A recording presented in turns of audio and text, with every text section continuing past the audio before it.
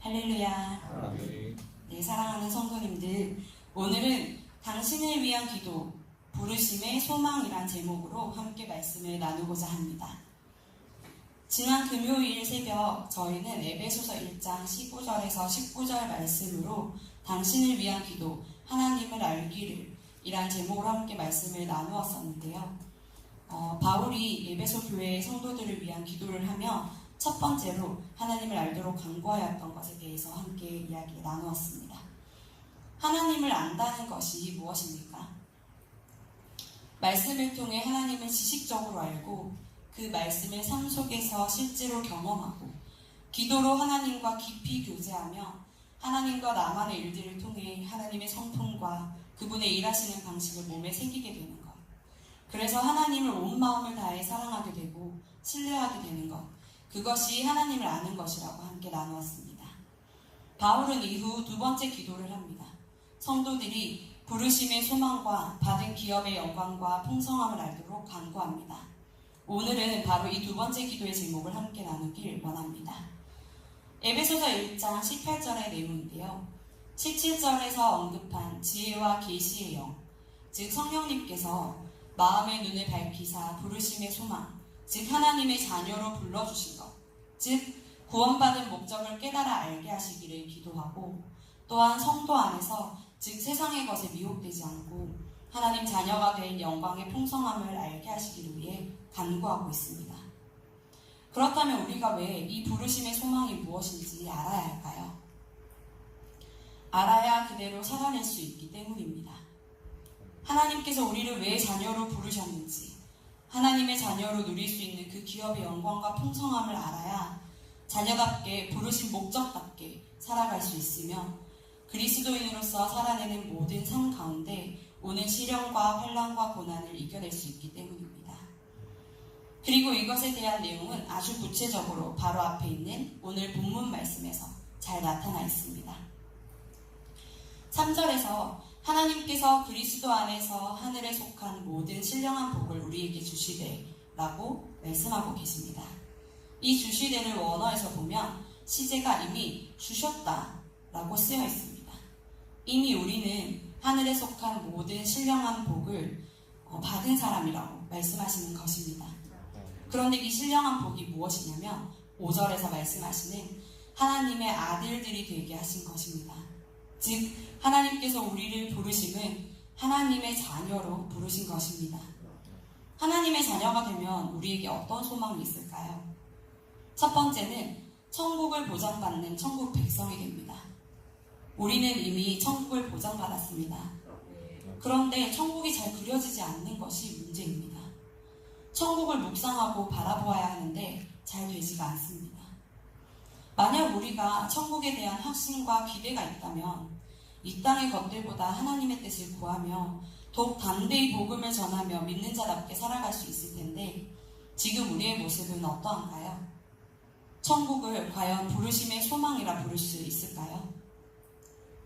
숱한 우스갯소리로 연세 많이 드신 할머니가 손자 앞에서 아이고 이제 늙었으니 죽어야지, 얼른 천국 가야지, 천국 가면 얼마나 좋을까, 이제 그만 살고 천국에나 갔으면 좋겠다 라고 하셔서 손자가 그럼 할머니 오늘 밤에 천국 가시도록 기도할게요 했더니 노발대발 하셨다는 이야기를 종종 듣게 됩니다. 우리에게 과연 천국은 무엇일까요? 아픔이 없는 곳, 슬픔이 없는 곳, 사랑과 기쁨, 감사와 찬송만 넘치는, 무엇보다 하나님이 영원히 우리와 함께 계신 그곳이 바로 천국이 아닙니까? 하나님께서 우리에게 천국을 보장해 주신 것이 엄청난 복인 것을 우리가 머리로는 알지만 지금 당장 천국에 갈 것이냐 했을 때 기대하는 마음보다 두려운 마음이 먼저 든다면 지혜와 계시의 영이신 성령님께서 먼저 우리에게 천국에 대해 더욱 알게 하시고 천국을 보장받은 천국 백성답게 이 땅에서도 하나님과 깊이 교제하고 주시는 복을 누리며 천국을 맛보아 아는 저와 여러분이 되시길 축복합니다. 하나님의 자녀가 된 우리에게 주시는 두 번째 소망은 하나님께서 우리를 책임져 주신다는 것입니다. 하나님의 자녀가 되었으니 아버지 되신 하나님께서는 우리 인생을 책임지시고 우리의 모든 필요를 채워주시며 우리의 기도를 들으십니다. 천지 만물을 지으신 전지전능하신 하나님께서 우리의 모든 것을 책임지신다니 이 얼마나 큰 특권일까요? 그런데 문제는 하나님께서는 은밀한 중에 계셔서 은밀하게 챙겨주시는 것입니다. 옛다 하고 기도하자마자 대놓고 누가 봐도 하나님께서 나를 책임지고 있으신 것을 드러낼 수 있게 응답해 주시면 너무 좋겠지만 하나님은 항상 가장 필요한 순간에 가장 완벽한 것으로 그러나 은밀히 응답하십니다. 그래서 우리는 기다리고 인내해야 합니다. 내가 할 수 없고 하나님만이 하실 수 있다는 고백을 최대한 빠르게 할 수 있어야 합니다. 그러기 위해서 바울이 앞서 기도한 것처럼 하나님이 우리를 사랑하시고 그분은 신실하시다는 사실을 제대로 알고 있어야 합니다.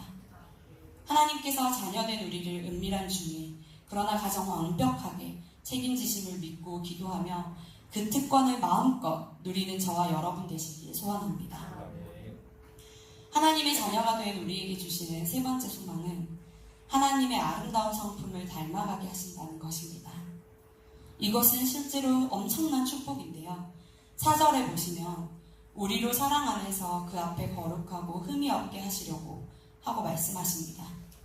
왜 우리를 하나님의 성품을 닮아가게 하시는 것일까요? 바로 우리를 사랑하시기 때문입니다. 하나님의 아름다운 성품을 닮아간다는 건 바로 성령의 9가지 열매를 맺는다는 것입니다. 자비롭고 은혜롭고 노하기를 더디하며 인자와 진실이 많은 분이신 하나님을 믿고 하나님의 자녀가 되면 그렇게 하나님의 성품을 닮아가게 됩니다. 이것은 하나님께서 주신 엄청난 복인데 하나님의 형상을 회복하는 것이 죄인된 우리에게 가장 큰 은혜이기 때문입니다.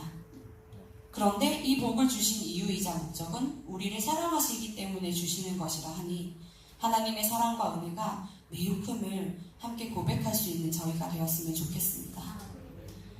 우리에게 이러한 부르심의 소망을 주신 목적은 6절, 12절, 14절 말씀에서처럼 우리를 통해 영광 받으시려고 하신 것입니다. 거룩하고 흠없게 하시는 것, 즉 하나님의 형상을 회복하여 우리로 하여금 하나님께 영광의 찬송을 올려드리게 하시기 위해서입니다. 영광은 하나님의 속성입니다. 우리가 하나님께 영광을 돌린다고 해서 하나님이 더 영광을 받으셔서 영광스럽게 되시는 것이 아니고 또한 우리가 어떻게 한다고 해서 하나님의 영광을 조금이라도 사라지게 할 수 있는 것도 아닙니다. 하나님은 그 자체로 영광스러운 분이시죠. 그렇다면 하나님께서는 왜 우리에게 부르심의 소망을 알게 하심으로 하나님께 영광을 올리게 하시는 것일까요? 바로 세상 사람들에게 하나님의 영광을 알려줘야 하는데 누가 알려줄 수 있을까요? 바로 우리입니다. 하나님의 자녀인 우리가 알려줘야 합니다. 어떻게 알려줄 수 있을까요? 야, 하나님 진짜 영광스러운 분이셔 하고 알려주면 될까요? 제가 전에 시부모님을 모시고 식사를 하는데 어머님께서 물어보시더라고요. 너 전도사 잘하고 있니? 하고요. 그래서 제가 뭐라고 했을까요? 저희 어머님은 워낙 걱정이 많으신 분이라 대답을 잘해야 질문 폭격을 피해갈 수 있고 어머님도 저도 평안할 수 있거든요. 그리고 어머님이랑 제가 워낙 사이가 좋기도 하고 해서 제가 목사님과 성도님들이 얼마나 저를 사랑해 주시는지 이런 칭찬도 해주시고 저런 칭찬도 해주신다고 학교에서는 또 다들 저를 얼마나 좋아하는지 교수님들은 서로 저를 데려가서 뭐라도 하려고 난리고 주변 전도사님들이 얼마나 저를 의지하는지 모른다고 말씀드렸습니다. 그랬더니 어머님께서 아이고 그거 다행이다 하시더니 잠깐 저를 빤히 보시다가 너는 뻔뻔하게 그런 걸 네 입으로 잘도 말한다? 라고 하시는 거예요. 그래서 제가 막 웃으며 아니 어머님 제가 어떻게 전도사 생활을 하고 있는지 보여드릴 수는 없고 제가 이렇게 잘하고 있는 건 저밖에 모르는데 제가 말씀드려야지 별 수 있나요? 하고 대답했거든요. 그랬더니 어머님께서 너 정말 대단하구나 아주 훌륭하다 하고 칭찬하셨을까요? 아닙니다. 네가 그렇다니 그렇겠지 나는 네가 세상에서 제일 웃긴다 그러시더라고요. 우리가 믿지 않는 사람들에게 보여주지는 않으면서 말로만 하나님이 진짜 위대하시고 아주 영화로우신 분이시라는 걸 아무리 들려준들 사람들이 하나님을 찬양할까요? 아닐 것이라고 생각합니다. 그래, 넌 그렇다니 너네 그 대단하신 하나님 너나 잘 믿어라 하지 않을까요? 그런데 우리가 부르심의 소망을 가지고 하나님의 형상을 회복하여 하나님의 아름답고 자비로운 성품을 닮아 실제로 삶을 잘 살아낸다며 사람들이 넌 어떻게 그렇게 살아? 맨날 손해보고 넌 너무 착하고 넌 진짜 믿을만해 등등 이야기하면서 넌 뭔가 다르다 하고 이야기한다며 나는 원래 그런 사람이 못 되는데 하나님이 사랑해 주셔서 그래. 하나님을 닮아가려고 노력하다 보니 이렇게 됐어. 아직 한참 부족하지만 그래서 나는 하나님을 더 닮아가려고 노력해 라고 대답한다며 혹은 야 이렇게 어려운데 어떻게 버텨내고 결국 해냈네 너 대단하다 라고 했을 때 나 혼자서 못했을 거야. 하나님이 하신 거지. 하나님께 기도하며 매달렸더니 하나님께서 다 이루어주셨어. 이렇게 대답할 때 하나님께 영광이 올려지는 것이라 믿습니다. 이 말씀을 함께 나누는 이 순간에 성도님들을 이렇게 살펴보니 저만 잘하면 될 것 같다는 생각이 들면서 갑자기 저절로 겸손해지는 것 같은데요. 하나님의 형상을 회복함으로 하나님께 영광을 밝히 드러내는 저와 모든 성도님들 되시기를 소원합니다. 마지막으로 하나님께서 우리에게 부르심의 소망을 주심은 10절에서 말씀하시듯 그리스도 안에서 통일되게 하려 하심입니다. 나만 잘 믿어서 되는 것이 아니라 우리 모든 성도들이 그 부르심의 소망 안에서 하나 되는 것입니다. 교회는 정말로 하나가 되기 어려운 곳입니다.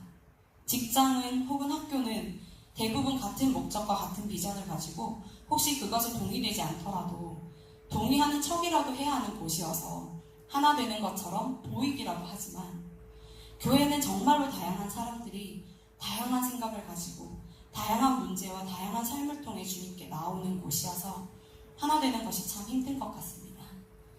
하지만 사실 우리가 가장 같은 곳을 바라보며 함께 나아가야 하는 공동체입니다. 예수 그리스도의 장성한 분량까지 자라가며 세상에 하나님의 영광을 드러내고 함께 이 땅에서 천국을 누리며 살아가야 하는 하나님의 자녀로서 하나님의 한 가족으로서 모인 우리이기 때문입니다. 그러니 서로를 위해 더욱 기도하고 세상이 볼 때 하나님의 형상대로 서로를 참아주고 관용하며 사랑하는 우리가 되어 하나 되기 힘든 이 세대에 세상이 하나님을 찬양할 수밖에 없는 하나 되는 우리가 되기를 소원합니다. 기도하겠습니다.